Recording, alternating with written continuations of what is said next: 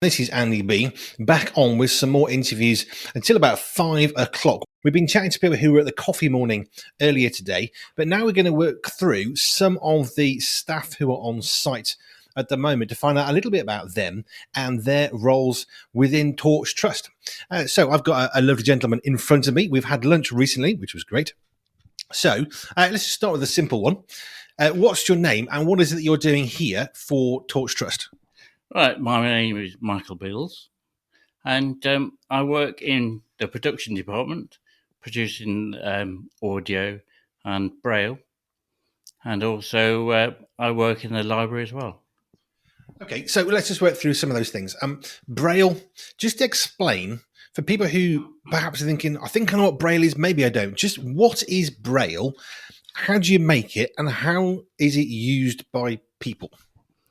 Well, braille is a series of 6 dots, which is called a cell, and those 6 dots then, within those 6 dots, various letters are produced, braille letters, and it's either done with here we do it on a machine, and that from the computer that then produces the braille on the paper.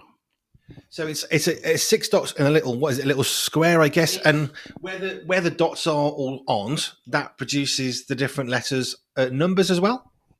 Yes, numbers as well, but it's a series of obviously when you look at it, it's not what we would think as letters, but it's in a format that braille people who are blind and use braille can understand and read.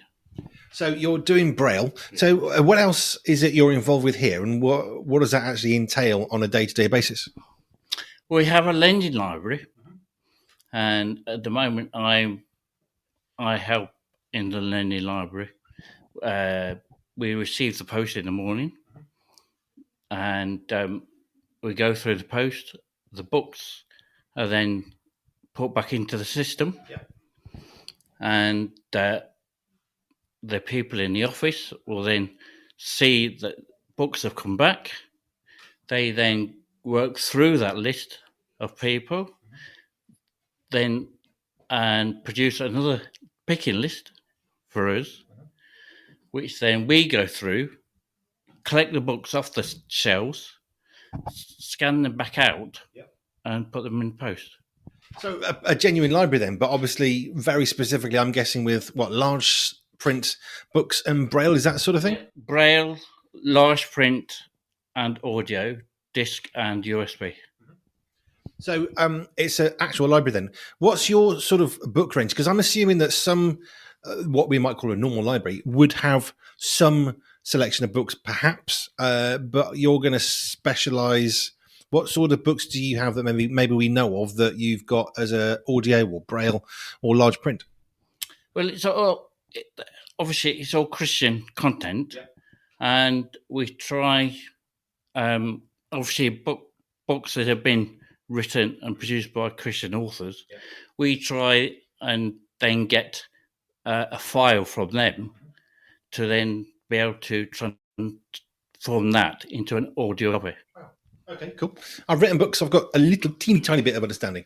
Self-published a few books, but it is good. I'm trying to do some audio books at the moment because I wanted to try and create something. I know a lot of people enjoy podcasts, so I thought, well, if people like podcasts, then maybe an audio book is another natural extension to that. What drew you to working for Torch Trust then? How did you end up thinking, oh, this particular address, this is where I'm going to work now? Right. Well, I was originally working in a box factory in Leicester, and someone suggested a holiday house party, they called it. Now, at the time, I wasn't a Christian, so my idea of a house party was very different to what they were thinking. So, Torch at the time was in Hallerton, so I came. And after a while, I thought, this is a bit different. we had a speaker talking, giving a talk each day on the Christian content and that. And I realised that at the time, I was actually missing something in my life. I could see all these people; they were enjoying themselves, they were happy, and I was thinking, I want that. So it was on that house party that I became a Christian myself, and then that was in '89. Went back, gave voluntary redundancy to the box factory, came back to Torch. At the time, they were doing for new Christians, a Christian service training course, which was a basic understanding of Christian faith.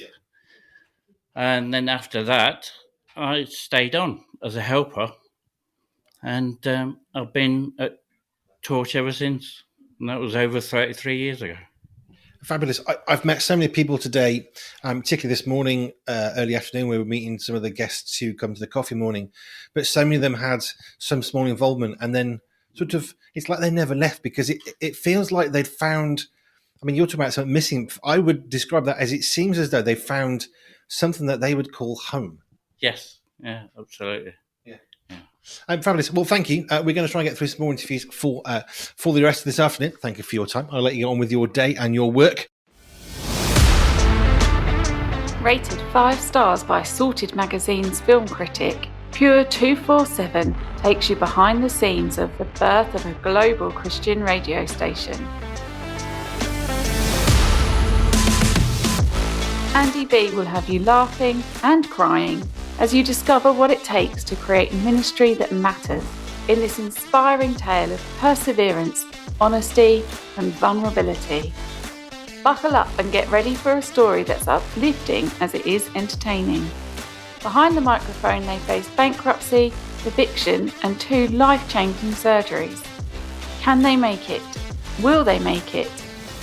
Get your copy of this life-changing book today. Pure 247 is available now on Amazon. Andy B is best described as a man after God's own heart, who insists that God's vision and resourcing trump all handicaps.